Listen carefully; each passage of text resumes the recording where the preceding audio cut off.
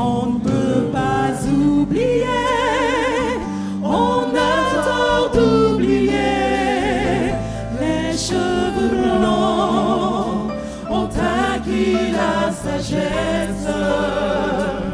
Ils étaient là avant nous, ils étaient là pour nous, ils étaient là pour ouvrir le chemin.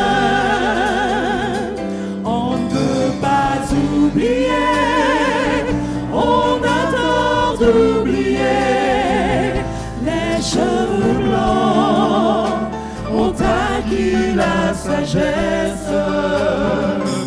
Ils étaient là avant nous, ils étaient là pour nous, ils étaient là pour ouvrir le chemin.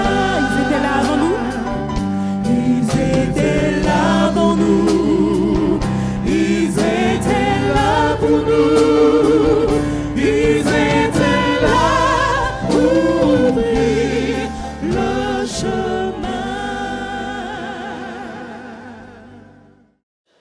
Vieillir en beauté, c'est vieillir avec le cœur, sans remords, sans regret, sans regarder l'heure.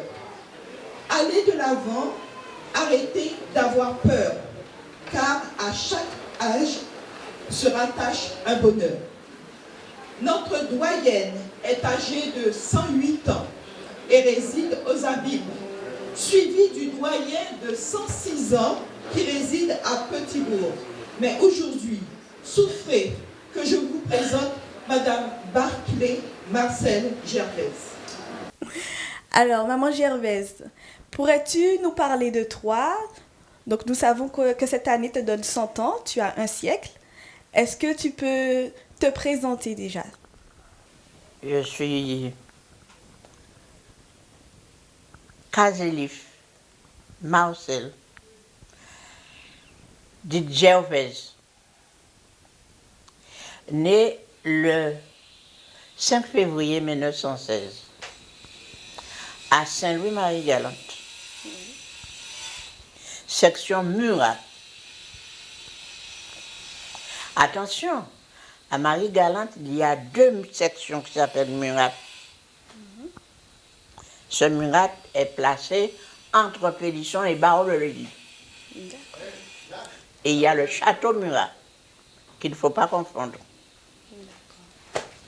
Alors j'ai dit le 5 février 1916. Mon père s'appelait Kazélif Gildas Pierre, et on l'appelait en famille Jules. Ma mère était d'Amblade, Lucie, Christine, appelée en famille Lucette. Ils se sont mariés en 1910. Ils ont eu 4 enfants, dont je suis le 4e. D'accord. Mon père est décédé, j'avais 1 an. Après, 1 an après le décès de mon père, ma maman s'est mariée au père Carabin Saint-Jean. Et nous avons été élevés à Boulogne. Capester, Marie-Galante. Et voilà. Le père Carabin avait 8 enfants. Et maman en avait 4. Et 2 personnes, 8 et 4, 12. Et père et mère faisaient 14 couverts chaque jour. De Boulogne au bourg de Capester, ça fait 8 kilomètres. Et en ce moment-là, l'âge scolaire, c'était 7 ans. Donc à 7 ans, À 7 ans, je suis entrée à l'école. tu es rentrée à l'école. D'accord. Et je faisais le trajet de Boulogne à Capester tous les jours. D'accord. Lundi, mardi, mercredi, Aller-retour. l'école. Aller-retour, à pied, À pied. D'accord. l'école. Jeudi, à l'instruction. Vendredi et samedi, école. Dimanche, la messe. Qu'est-ce que tu appelles l'instruction? C'est quoi la différence Instruction entre instruction et école? religieuse. D'accord. Instruction religieuse. D'accord. Parce qu'en ce moment, l'évangile, on ne connaissait pas le message. L'évangélisation ne se faisait pas à Marie-Galante. À l'âge de 8 ans, mon oncle, qui était marin, le frère de ma maman, Oui. est venu nous voir à Boulogne. C'était à l'occasion de mariage. Et alors, il dit à ma maman, le trajet est trop long pour que Gervaise puisse effectuer ce trajet-là chaque jour. Donne-le à moi. Maman m'a envoyé avec mon oncle à Pointe-à-Pitre, D'accord. à l'âge de 8 ans. D'accord. Donc tu as fait une année scolaire seulement à Marie-Galante. Voilà. D'accord. Voilà. Donc arrivé à Pointe-à-Pitre, Et qu'est-ce que tu as arrivé fait? à Pointe-à-Pitre, mon oncle avait un petit garçon qui s'appelait Urbain, Oui. et moi à 8 ans, Urbain tout jeune encore. Qu'est-ce qu'il avait peut-être 8 ans, peut-être 2 ans. Et alors je faisais le trajet de Dumouchage. Pas Dumouchage. Ouais. Vous voyez là où est la sécurité sociale maintenant? Oui. C'est là qu'on habitait. D'accord. Et je faisais ce trajet-là 4 fois par jour pour aller à l'école à Dumouchage. D'accord. D'accord? Oui. Petite fille de 8 ans, étant responsable d'elle-même, qui se coiffait elle-même, faisait tout elle-même, Elle-même. toutes ses commissions, toutes ses affaires, elle-même.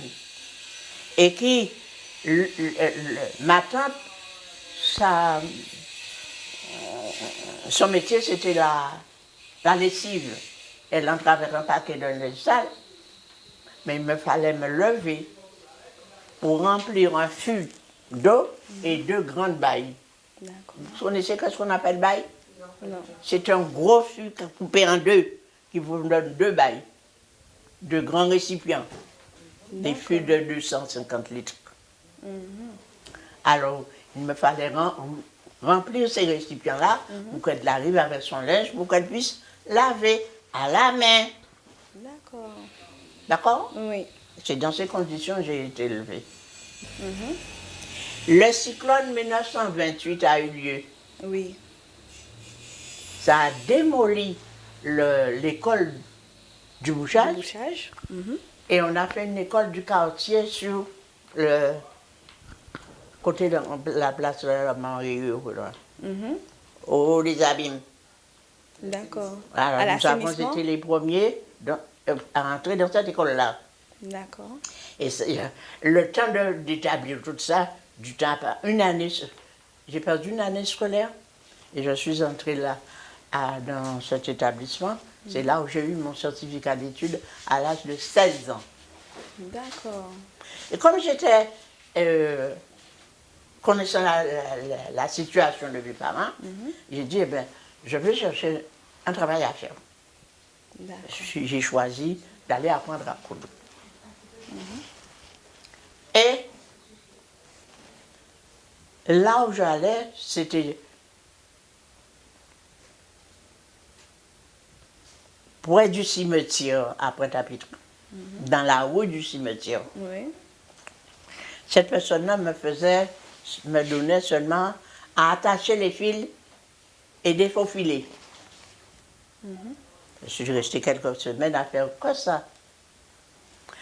Un jour, je rencontre une amie d'enfance qui s'appelait Yolande Chlorina, qui me dit, Gervaise, qu'est-ce que tu fais? Je lui dis, apprends à coudre. Et c'est une couturière, et elle me dit, viens travailler avec moi. Je suis allée avec elle, on s'entendait très bien. Elle m'a appris à coudre. Pendant qu'elle prend les mesures, je note. Elle taille, je tiens, je coupe. En l'espace d'une semaine, je pouvais faire une robe pour une voisine. En une semaine, tu faisais... Une semaine avec D'accord, elle. tu as appris à J'ai faire appris une à robe. coudre avec elle. D'accord. Et cette robe-là, cette voisine m'a payé 7 francs. Premier sou qui est entré dans ma main. Et j'ai continué. Oui. Pendant que nous sommes en train de coudre, un voisin qui s'appelle William Joseph, il habitait sur la rue, et là où je travaillais avec mon ami, c'était dans la cour. Il vient avec un livre ouvert, un gros livre ouvert. Oui. Et il me dit, lisez ça. Il dit ça à mon ami. Elle lit. Et quand elle a fini, elle me passe le livre. Je lis. C'est Matthieu 23. Matthieu 23, premier chapitre, que j'ai lu dans la Bible. Je lis, je vois, mais c'est bien, hein, c'est intéressant. J'aimerais bien avoir un livre comme ça. Alors l'un me dit, c'est la Bible. Je dis, Bible. Mais je n'avais jamais entendu parler de ce mot, Bible. Donc ta curiosité s'est éveillée. Tu as cherché à avoir une Bible. Oui, j'ai sollicité le désir d'avoir un livre comme ça. Et il a continué à nous rendre visite de temps en temps. Et finalement, il nous invite à une réunion qui se tenait au Haut des Abîmes. Et dans cette maison, il y avait un restaurant en bas, et en haut, la réunion se tenait là. Il n'y avait pas beaucoup de personnes, c'était par le frère Chauvinot-Paul. Et le premier chant que j'ai entendu dans cette réunion-là, c'était dans les cieux et sous la terre.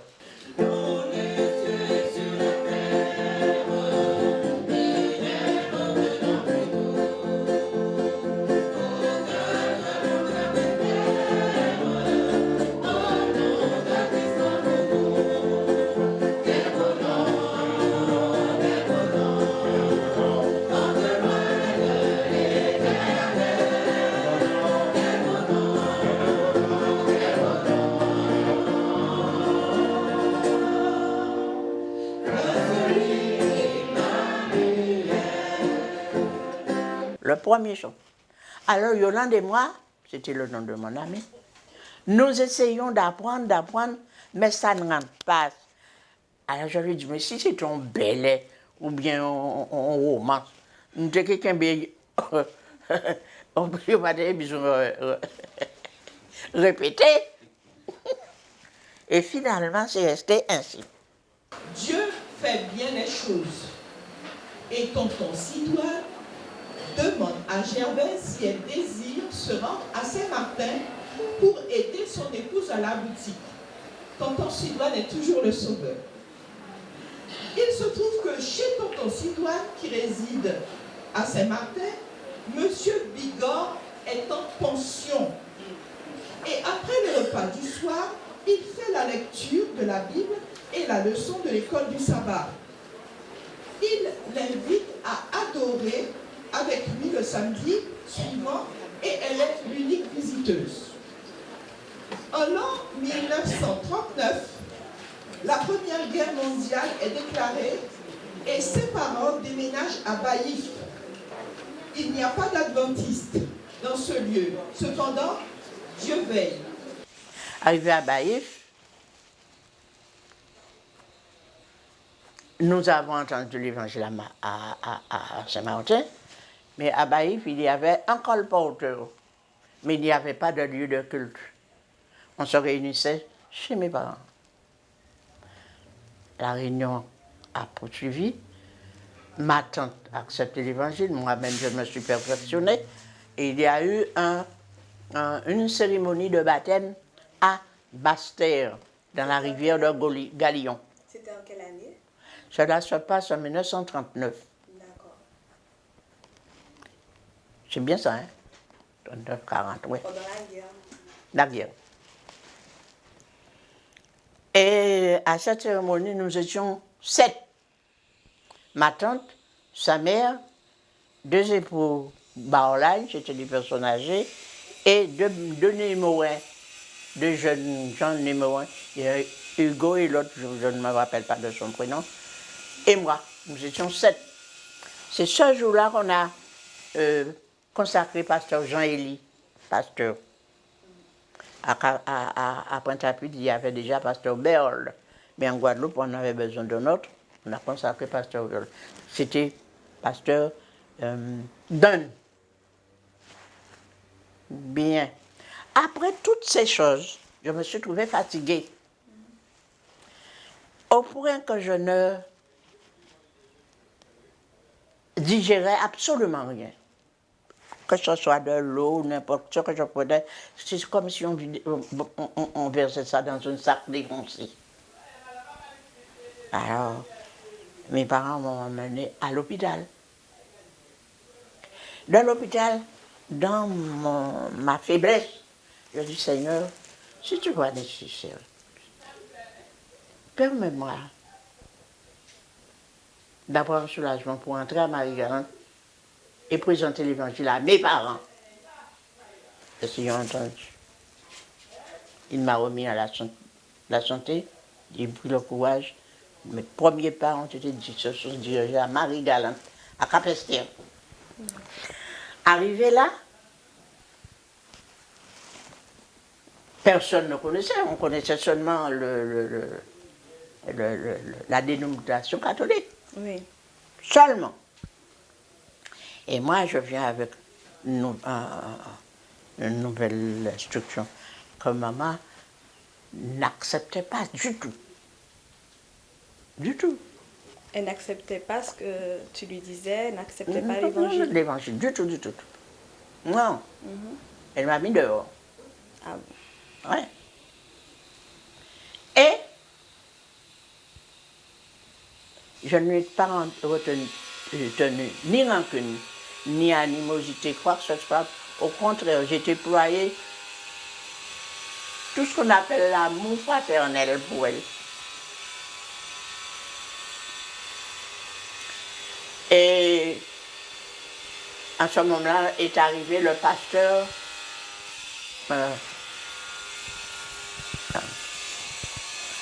Georges Hérin. Georges Hérin. Et là où j'étais, c'était 2 petites pièces, plus petites que ces 2, qu'ici, plus petites qu'ici, partagées en 2. Alors, et il tenait les réunions dans la cour. C'était tout près de la rue, mais ce n'était pas adéquat. Il a continué ses réunions sous le marché de Cap-Esther, le marché couvert. À la suite de cette série de réunions, il y a eu 7 baptêmes.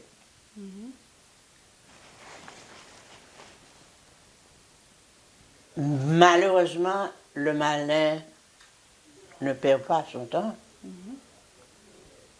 Une des personnes s'est devenue folle. Ça a fait un coup, une blessure au talon de l'œuvre de Dieu. C'était fini. C'est là où la persécution a commencé.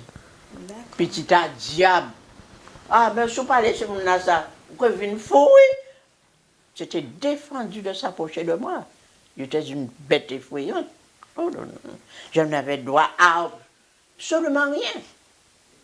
Et c'était la guerre.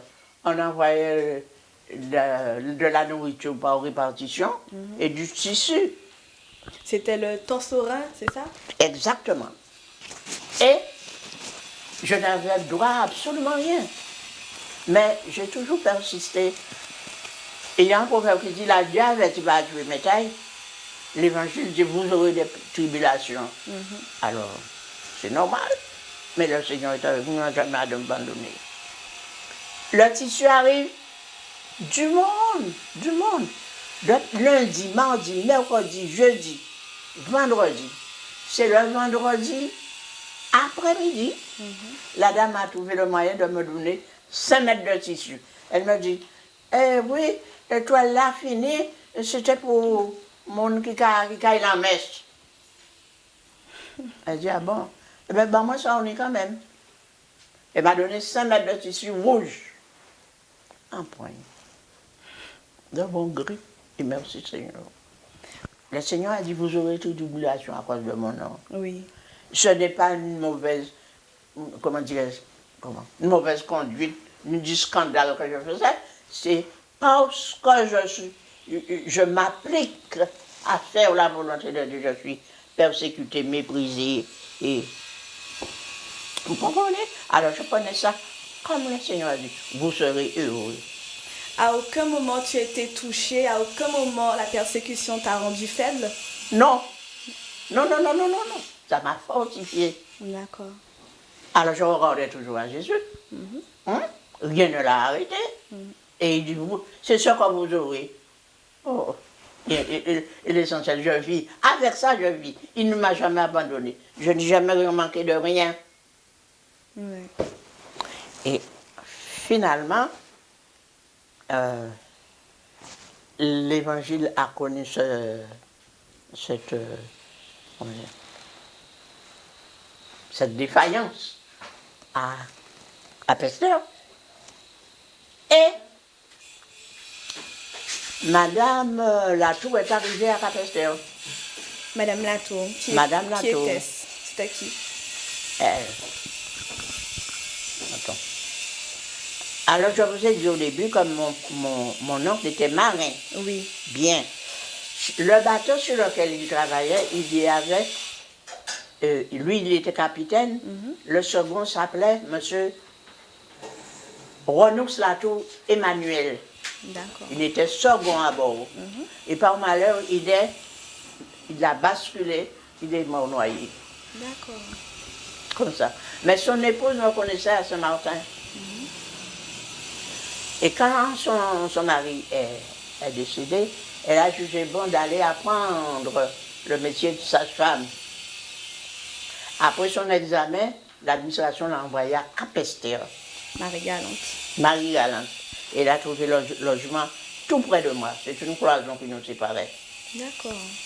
Et moi, comme je faisais la couture, et elle-même faisait la couture, elle est sage-femme, nous étions ensemble. Nous avons monté un atelier de couture. On prenait des apprentis. Et alors, nous avons continué comme ça. Et en travaillant, je lui parlais de l'Évangile et elle me parlait de son métier. D'accord. C'est ainsi que à un certain moment, elle m'a dit de venir travailler avec elle. D'accord. Avec elle, je suis devenue sage-femme, infirmière, assistante sociale, puéricultrice, secrétaire de vaccination et adjointe de service scolaire. D'accord. Voilà. Ce que je te dis là, c'est de 1939 à 1952. 52. Voilà. 1939 à 52. Oui. Alors, j'ai eu cette formation. J'ai demandé, il y a un docteur, le Guiadère, il venu travailler, et me demande à aller travailler avec lui. Comme j'étais avec Madame Latour, je ne peux pas me permettre de la laisser et aller travailler. Je dis, allez, c'est vous, Madame Latour. Elle a jugé bon. Elle m'a dit que je peux aller. C'est elle-même qui a installé cette maison haute en face. Alors, docteur Le Guiadère m'a donné la responsabilité de sa clinique. D'accord. Malades, soins, etc. Et entre-temps, Madame Rémy Jean, qui était au dispensaire de Grand-Bourg, me voyant, me dit, je vais faire une demande à l'administration pour qu'on puisse travailler avec moi. Je demandais encore à Madame Latour, elle m'a dit, oui, fais-la. Oh. Je fais la demande. Et quelques jours après, Madame Latour m'a dit, tu n'as pas reçu de réponse encore? Je me dis non. Elle m'a dit de voyager. Voyage. Je vais au service du personnel. C'était M. Crédit Serge. Il m'a dit, Madame, nous avons bien reçu votre demande d'emploi, mais en aucun cas nous ne mettrons pas 2 personnes au dispensaire de Grand-Bourg. Nous avons besoin d'une personne, c'est à Pointe-Noire. J'étais enceinte d'Alain, 4 mois. Il a dit, ça ne me dit rien. Alors, il m'a recruté tout de suite. Donc, tu es allé à Pointe-Noire. À Pointe-Noire. C'était au 53. 1er juillet 1953. Le 15 août, pas 53, 52. 52. Le 15 août, c'est la fête de la commune. Alors, celui qui m'a recruté vient à la fête et arrive au dispensaire et me trouve là. Et me demande de mes nouvelles. Je dis, jusqu'à présent, il n'y a pas de logement encore. Je prends hospitalité au dispensaire. Et le même est en train de me chercher un logement. Il me dit, eh bien, la personne qui est au dispensaire de Saint-Louis demande, pour raison de famille, à entrer en Guadeloupe. Cela ne vous dirait rien d'aller à Saint-Louis? Alors, mettez-vous à ma place. Tu étais enchantée. Alors, commandez maladie du bouillon. Alors, je suis à Saint-Louis le 1er septembre 1952. Voilà, jusqu'à aujourd'hui. Alors, parle-nous de ton parcours professionnel. Dis-nous si c'était difficile. Parle-nous des conditions de travail. Arrivé à Saint-Louis, c'est là où j'ai déployé tout mon savoir, tout ce que Madame Latour m'a montré. Comme sage-femme, infirmière, ainsi de suite. Il n'y avait pas de voiture en ce moment-là à Marie-Galante. Il me fallait effectuer le trajet dans toutes les sections, à pied et dans toutes les heures de la nuit et de la journée. D'accord. Travailler au dispensaire et parcourir les campagnes. Donc, c'était le travail au dispensaire, mais aussi le travail au domicile des patients. Voilà. Parce qu'il faut bien dire, en ce moment-là, les choses n'étaient pas divisées comme maintenant. Oui. On m'a employé au service d'hygiène sociale, Oui. mais c'est pour la société. Je devais répondre aux besoins de la population. Tout vieux, tout jeune, qui n'importe, je suis à votre service. N'importe quelle heure. D'accord. Voilà. Donc, tu étais polyvalente. Tu faisais des soins Voilà. infirmiers en même temps. Voilà. Tu étais sage-femme. Voilà. Tout. Donc, tu accouchais les gens chez eux, À domicile. au domicile. Alors, j'entre au dispensaire le matin à 8h, 9, 10, 11h, aller au dispensaire, aller à domicile, faire le soin des gens qui ne peuvent pas se déplacer. Et entre-temps, on vous appelle pour un accouchement. Il faut aller, n'est-ce pas? Il n'y avait ni jour ni heure. Travailler comme ça. Jusqu'à 1980, j'ai eu ma retraite. D'accord. Eh oui, mais dans la vie, il y a toujours des oppositions.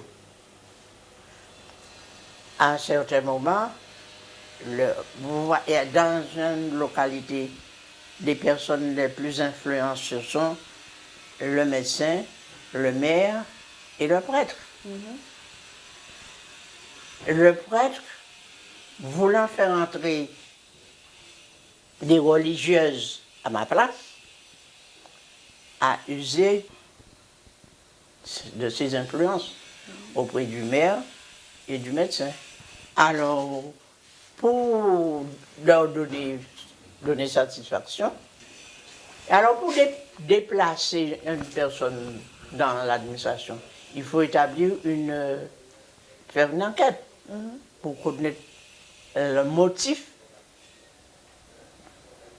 de la demande du maire. Une assistante est venue au jour où je m'attendais. J'étais en pleine activité. Elle s'assied, elle me regarde, elle me voit à l'heure. Et quand les gens sont partis, elle me pose des questions. Elle visite les armoires, les registres et tout cela. Et alors,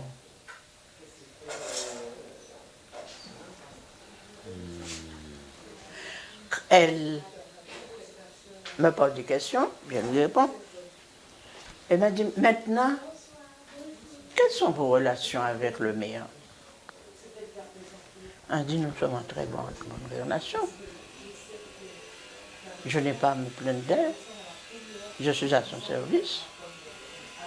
Il n'y a pas longtemps, ma fille s'est mariée, elle était aux noces. Quand elle n'est pas là, je m'occupe de ses enfants. Je les emmène chez le médecin à l'hôpital, je prends des médicaments, je les soigne. Et quand elle arrive, elle les trouve bien agréables. C'est sa mère qui s'occupait de ses enfants et de sa maison quand elle n'était pas là. Elle m'a dit, et pourtant, voilà. Elle me tend une lettre ouverte. Je lis la lettre et je vois qu'elle demande mon déplacement. De l'eau a commencé à couler. Alors l'assistante sociale m'a dit, vous n'avez pas besoin de payer. Hein? Ce n'est pas pour le bon plaisir d'aucun maire que l'administration se permettra de déplacer une employée telle comme vous.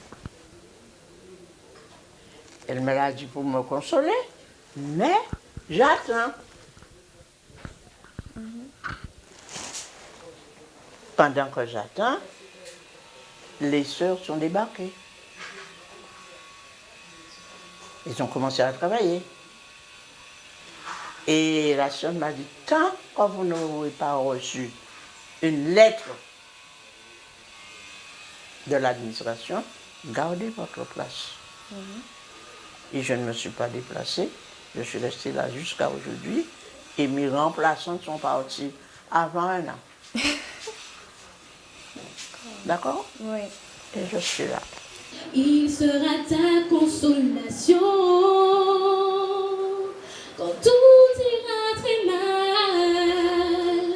Chante ses louanges, car dans ton cœur une joie, ton sauveur déposera.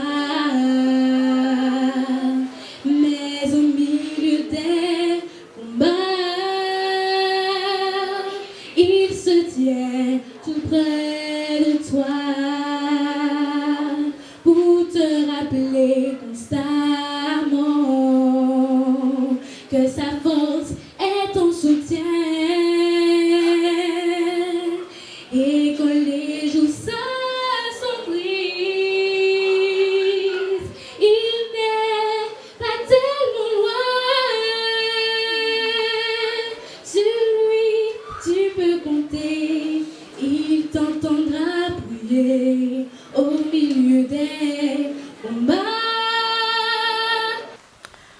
Ce que je viens de dire, Oui. la dernière partie que je viens de dire, c'était une persécution. Oui.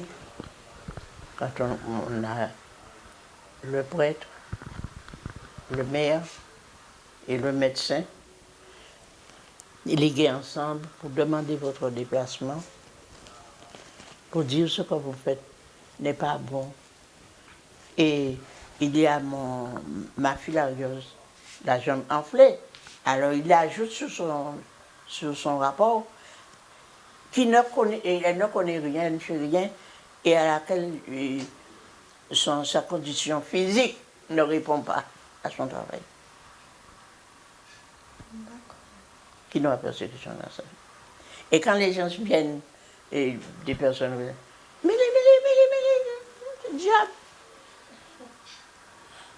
Lui-même le prêtre, les gens vont au prêtre, et si je viens de faire un pansement, il a dit, pansement là, ça n'est pas bon, pas bon, mais, c'est diable, c'est pas bon, même. Qui n'a ça? Persécution. Gervaise a convolé en juste noces 2 fois. La première avec M. Petro qui lui a donné 2 fils, Lucien et Alain. Et en seconde noces, M. Baclé. Aujourd'hui, Gervaise a 3 enfants, une fille et 2 garçons, 6 petits-enfants, 4 arrière-petits-enfants. Mais ce n'est pas tout.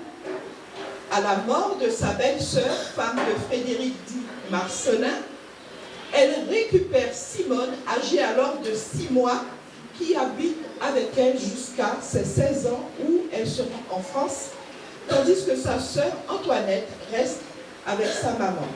Je m'appelle Petro Lucien. Oui. Je suis le 2e enfant de maman. Parce qu'au-dessus de moi, il y a une sœur, Lisette, et un petit frère, Alain. S'il faut la définir, c'est une reine. C'est une reine. Ma mère, bon, il n'y a pas photo. Pour moi, elle est unique. Elle se décarcasse aussi pour ses enfants. Elle fait le maximum. Et puis, en retour, je trouve que c'est normal que maintenant que je suis là, je m'occupe un peu d'elle. Dans la mesure du possible. Je me présente, je m'appelle Petro Alain. Je suis le 3e enfant de ma mère qui vient de fêter ses 100 années. Et c'est très exceptionnel et nous sommes très contents de voir comment elle participe à ça avec toute joie. Et nous remercions le Tout-Puissant pour ça. C'est une femme complète et au service de qui que ce soit dans tous les domaines, dans quelles que soient les circonstances. Elle prend plus de temps à s'occuper des gens que de s'occuper d'elle. Je suis effectivement Nicole Petro, la femme d'Alain et la belle-fille de Madame Baclé. Alors, Madame Baclé, c'est une femme vraiment exceptionnelle, que je dirais. Une maman, mais une maman vraiment que j'adore, enfin, pas que j'adore, mais une maman que j'aime, parce que c'est Dieu seulement qu'on adore. Mais c'est une maman formidable, une maman qui est à l'écoute de ses enfants, de ses petits-enfants. Et c'est une maman qui a été au service de tout le monde. Alors, je suis fière d'elle. Et je suis contente. Là, elle a fêté ses 100 ans. Je souhaite et je demande au Seigneur qu'elle revit encore 100 ans. Parce qu'une femme comme elle, on ne peut pas s'en passer d'elle. Parce qu'elle est vraiment bien. Je me présente, Mélika. Moi, Mélodie. Nous sommes les petites filles de Maman Gervaise. Maman Gervaise a participé à notre éducation. Donc, c'est une grand-mère aimante. Toujours là pour nous, toujours là nous des conseils, toujours là nous suivre par la prière, par ses pensées. Elle nous encourage beaucoup, donc dès qu'on a un souci, on habite en Guadeloupe, mais on l'appelle, toujours là à nous réconforter. Comme elle vous l'a dit, elle a été infirmière et sage-femme, donc Mélodie et moi, en fait, on a voulu la suivre, donc on est toutes les deux aides-soignantes et on aimerait être infirmière. Donc voilà, donc on essaie de suivre son parcours. Petit à petit, mais sûrement. Je me présente, Petro Melinda, fille de Sœur Baclé, dite Maman Gervaise. Maman Gervaise, servante du Seigneur, travailleuse, volontaire, disponible, humble et honnête. Une femme qui sait écouter, réconforter, donner goût à la vie en attendant la venue de Jésus-Christ. C'est une femme exceptionnelle. Voulez-vous savoir pourquoi Maman Gervaise est notre grand-mère? Je me rappelle comme si c'était hier. Quand j'ai commencé à parler, Maman Gervaise m'a dit de ne pas l'appeler grand-mère. Car mamie et grand-mère sont des mots que la langue française utilise quand les hommes deviennent âgés. Elle avait 84 ans, je crois, quand elle me l'a souligné. Elle ne se sentait pas âgée, et jusqu'à maintenant d'ailleurs. Car le jour de ses 1 siècle, elle m'a dit qu'elle se revoyait faire un autre siècle, car elle se sent bien. Elle est en bonne santé et elle a la certitude que le Seigneur vit avec elle chaque jour, chaque instant. C'est pour cette raison que nous ne l'avons jamais appelée grand-mère, mais maman Gervaise. Merci maman Gervaise. Tu as su donner des valeurs à tes enfants, qui ont su nous les transmettre. Et c'est avec fierté que je te dis, maman Gervaise, nous t'aimons et nous te remercions pour tout ce que tu as fait pour nous, qui sommes tes petits-enfants.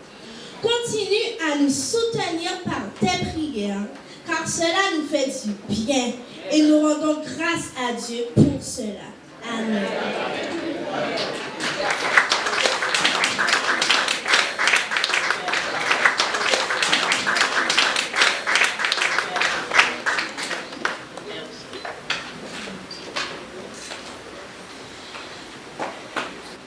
Chers centenaires,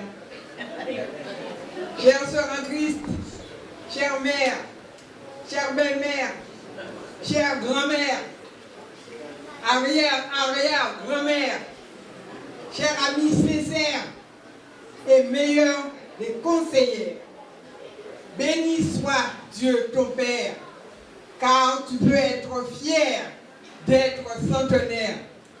Car tous tes ministères n'ont pas été un mystère, mais a été pour toi prioritaire. Ministère de prière à part entière, partenaire exemplaire des dispensaires populaires et solidaires.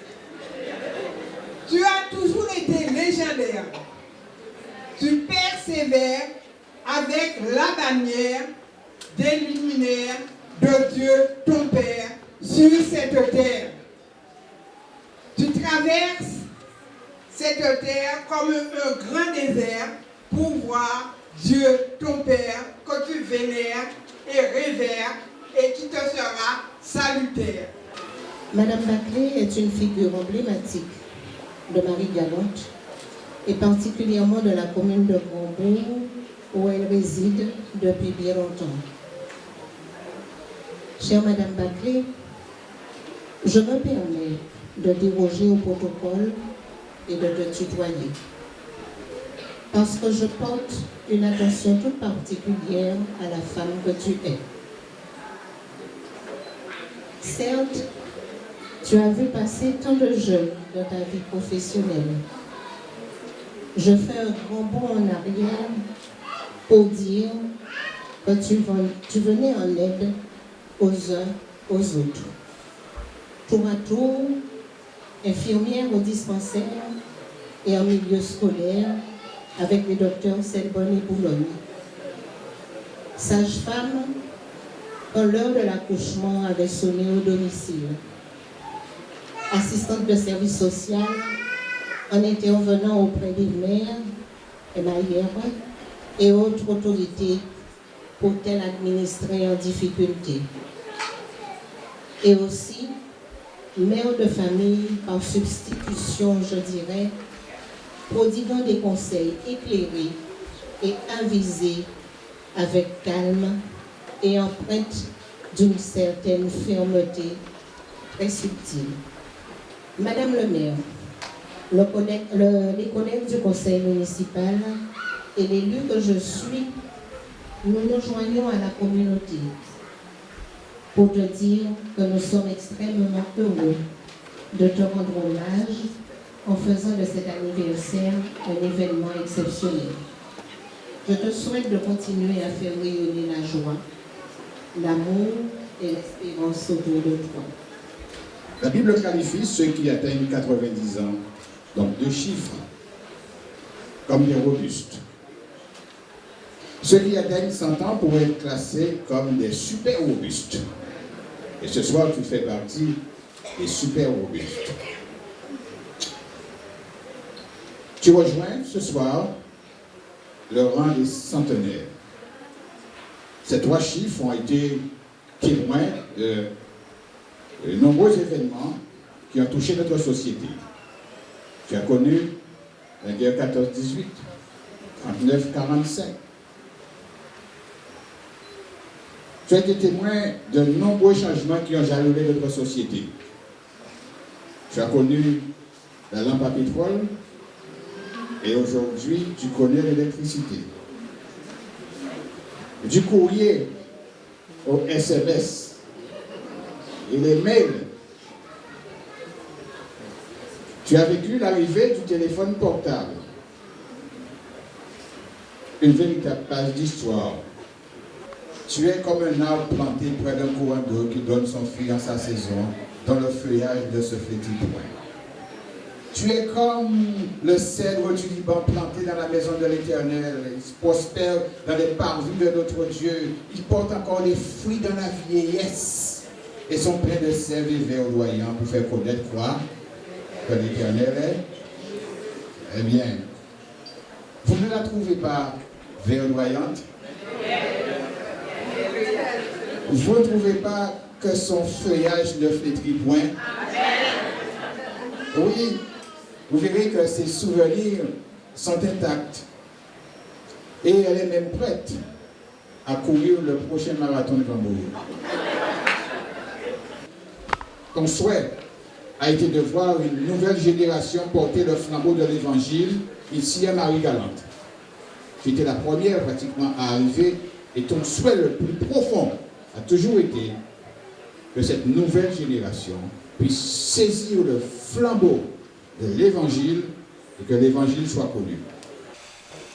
Alors, si tu as un message à adresser à la nouvelle génération, à la jeune génération chrétienne, qu'est-ce que tu pourrais leur dire? Le message adventiste, c'est le message de Dieu qui nous dit que il faut persévérer. C'est par ce message, avec ce message, on peut dévoiler, prouver à Dieu et à son prochain sa foi. Il n'y a pas d'autre moyen. C'est celui qui persévérera jusqu'au bout. C'est celui-là qui sera sauvé. Oui. Il y a plusieurs dénominations, mais il y a un seul sauveur, une seule vérité, une seule façon de servir Dieu. C'est en esprit, en vérité, à travers de toute persécution, de toute opposition. Ce n'est pas pour faire plaisir ni X ni Y, ni on ne sert pas Dieu par ce qu'il fait et ce qu'il nous donne, mais par ce qu'il est. Nous ne pas chercher bénéfice, mais nous chercher la gloire de Dieu, son amour, son sacrifice. Il ne faut pas ni rien ni personne décourager nous dans l'œuvre de Dieu. C'est là seulement, à ce prix-là seulement nous serons sauvés. Pas au prix de religion. Non, non, non, non. C'est l'œuvre du malin. Autant est divisé, autant est content et autant de perdus. Et celui qui croira, il sera sauvé et qui persévérera jusqu'à la fin, c'est celui-là qui sera sauvé.